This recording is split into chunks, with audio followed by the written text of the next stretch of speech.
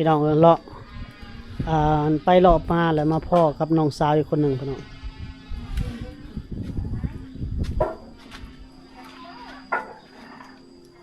ยิ้มแน่ ซื้อได้ก่อนแนะนำซื้อใหม่นะน้องยังเกาะ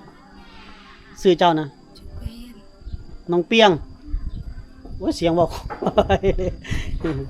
นี่น้องเปียงเนาะอายุจักปีเลยหูจักบ่บ่ฮู้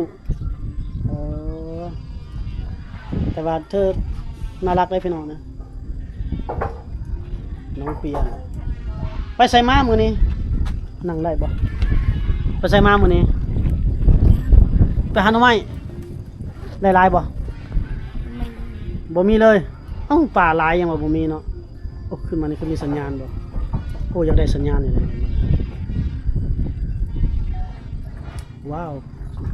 กล้องมือถือนี่สวยเลย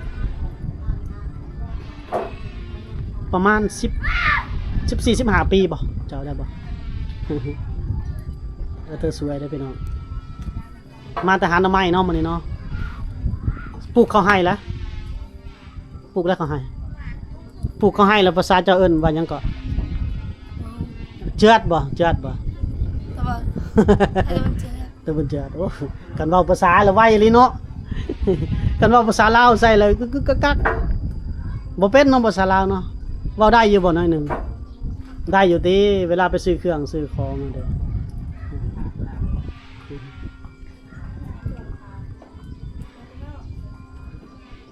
กินข้าวกับยังมื้อแรงนะได้ยังกินมื้อแรงหึกินหน่อไม้กินหน่อไม้เฮาใส่ว่าบ่ได้หน่อไม้บ่กินหน่อไม้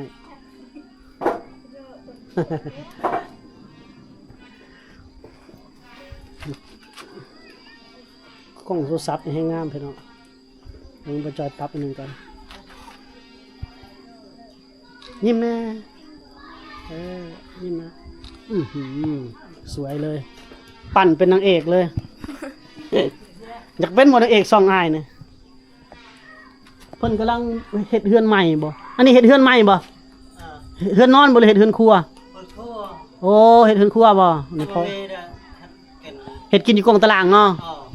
โอ้เฮือนครัวเพิ่นก็บ่ได้ธรรมดาเด้อพี่น้องจักแมตรคุณจักแมตร4x5โอ้นี่พี่น้องเจ้าเฮ็ดเองเลยบ่พ่อน้องเปียงนี่เนาะโอ้นี่พี่น้องโอ้นี่คักอยู่หนาแน่นคักเนาะโอ้ใส่ตัวเดียวเนาะคานนี่เนาะ4x5โอ้ได้เฮือนครัวงามแล้วบาดนี่ลูกพ่อเพิ่นพี่น้องไม่ได้เฮือนครัวโอ้งามอยู่เนาะนี่ต่อกันนั่นพี่น้อง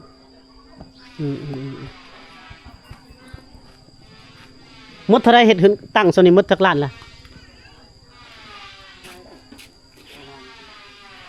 ไม่ยังตะเก่าแล้วเนาะไม่ตะกอนแล้วเนาะบ่ได้เขา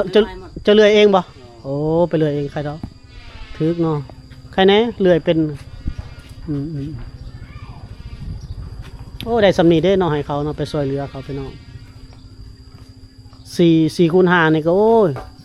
ก็อยู่ได้หลายเติบแล้วแต่ใหญ่เติบได้4x5เรือนน้องเปียงเพิ่นเฮ็ดกินอยู่ตารางนี้พี่น้องต้มปลาไหลพี่น้องต้มปลาไหลโคกรู้จักบ่ปลาไหลโคก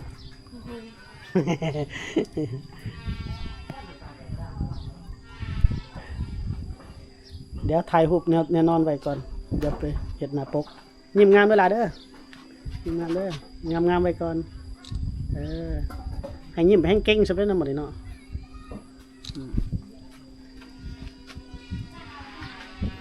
แถวนี้ผู้สาวท่านี่เว้าลาวบ่เป็นพี่น้องเว้าลาวบ่เก่งบ่ได้ซ้ำนะก็เลยยากในการสื่อสารแต่ว่าเธอมีความแบบเป็นชนบทเนี่ยพี่น้องใส่ซื่อนะคนจมอันแถวๆนี้นะประมาณนี้แหละพี่น้องเนาะนี่หน้าตารูปทรงงามแล้วผิวพรรณเข้มกับภูเขากับเขาเจ้าก็ยิ้มน้ำอายแน่เจ้าอย่าอันนั้นหลาย อย่าอันนี้บึ้ง ไปยับออกมาเฮือนเสร็จจะได้เหยียบหม้อเพิ่นคว่ำซะดอกเว้าไปเว้ามาต้มปลาไหลอยู่บรรยากาศแบบนี้แหละมันงามกว่าเนาะได้ขึ้นตัวขึ้นครัวเราก็แต่ว่าพอเราก็ดูเห็ดดูหาพี่น้องดูเห็ดดูหาอะไรได้เนาะมืออื่นนี่ไปใช้มืออื่นนี่ไปใช้เกาะ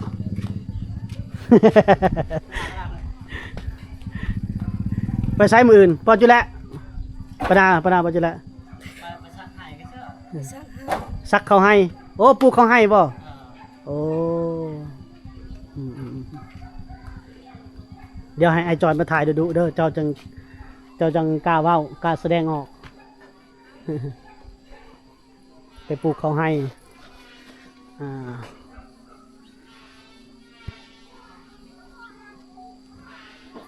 มืออื่นน้องเปียงเพิ่นไปปลูกเขาให้เด้อ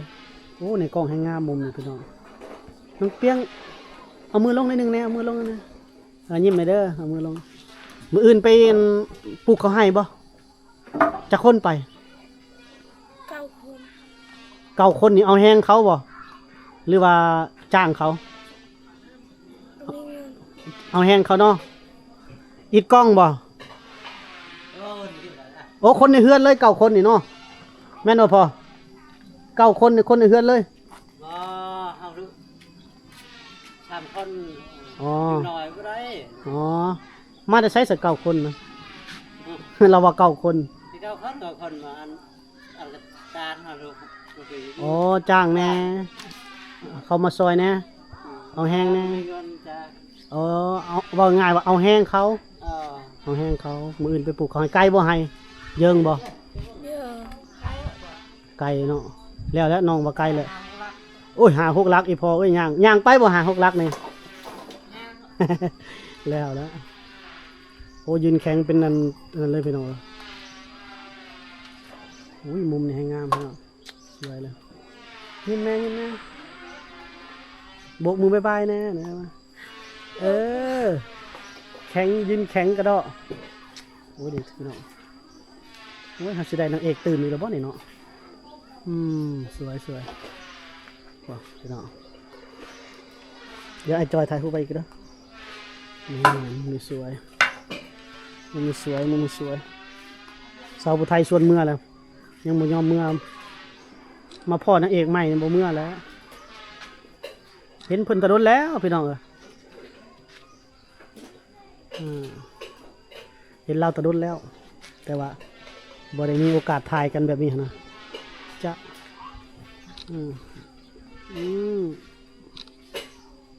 อุ้ยสวยงามหลายตัวอื่นไปซักเขาหายไปหมดมือแล้วเนาะแล้วบ่ซักมือแล้วบ่5 มือบ่กูแสดงว่ากว้างเลยพี่น้อง5 มือจังแล้วน้องเปียงนี่ฟังภาษาลาวก็ยังบ่อยากเข้าใจเนาะแม่นบ่บ่ฮู้เลย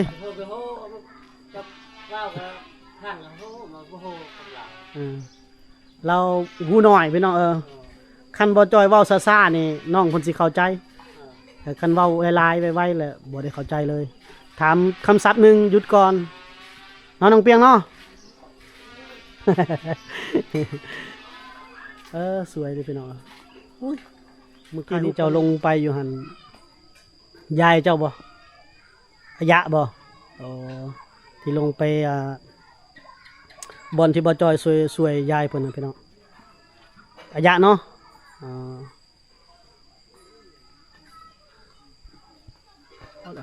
เดี๋ยวตอนนี้ไปแห้งคำค้างมาได้ไปแห้งคือว่าได้ปนันเทนพี่น้องเนาะ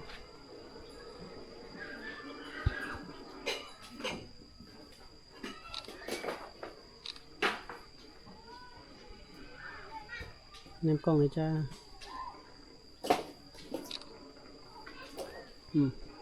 คำค้างโอ้ดูพี่น้องป้าสวยเลยประมาณพ่อเพิ่นก็จักเว้าได้เมื่อกี้นี่พี่น้องอายุแล้วก็เสียดายแต่เขาบ่มีความรู้บ่ได้เรียนหนังสือพี่น้องคันมีความรู้น้อยๆนึงนี่โอ้ น้องๆเพิ่นเอาตัวรอดไปรับจ้างไปนั่นได้หมดพี่น้องแต่บ่ได้เรียนหนังสือได้อเจ้าก็เนาะคือบ่ไปเรียน เป็นเยิงบ่โรงเรียนเยิงบ่ บ้านฮอน เยิงแล้วเบิ่งแล่นหอก็ได้แล้ว3หลักเนาะโรงเรียนตอนนี้ไปบ้านหอเนาะ ที่ละ 3-4หลักพุ่นเลยเนาะอันนี้ว่าน้ำพอพุ่นเด้อพี่น้องเสียดายก็สั่นโอ้นี่พี่น้องมุมๆนี่แฮงสวยนะอืม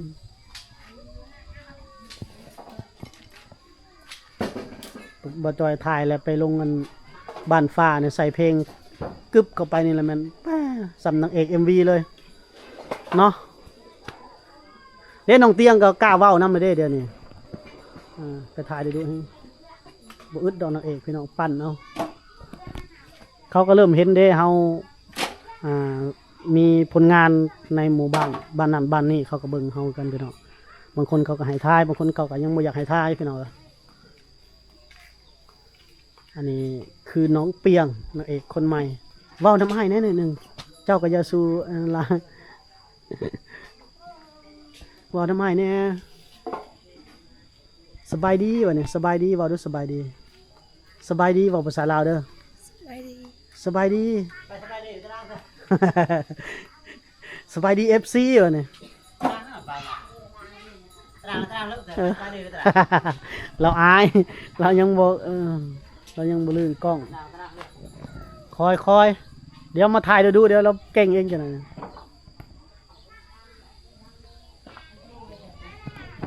น้องเตียงก็บ่จ้อยอยากให้นุ่งเครื่องแบบนี้แหละพี่น้อง นั่นโอเคนางเป็น อันนี้นางเปียงเนาะ นางเป็น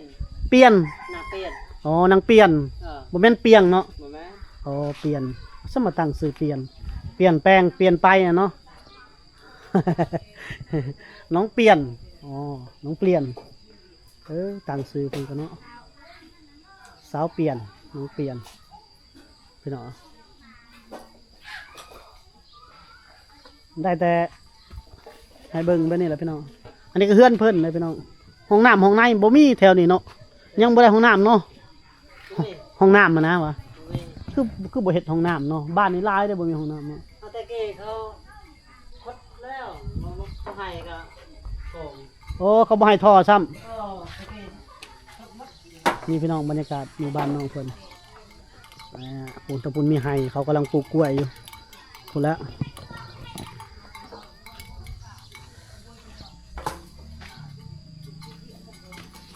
โอเคแล้วพี่น้องซ้ำนี้ก่อนเนาะน้องเพิ่นก็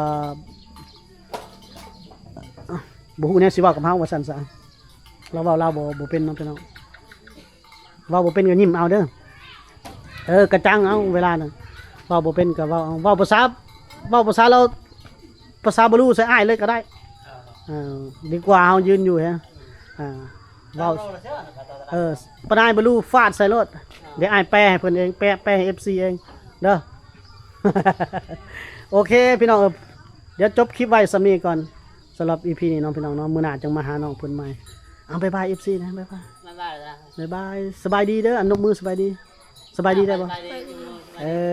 บ๊ายบาย บ๊ายบาย โอเคมื้อหน้าพี่น้องต่ออีก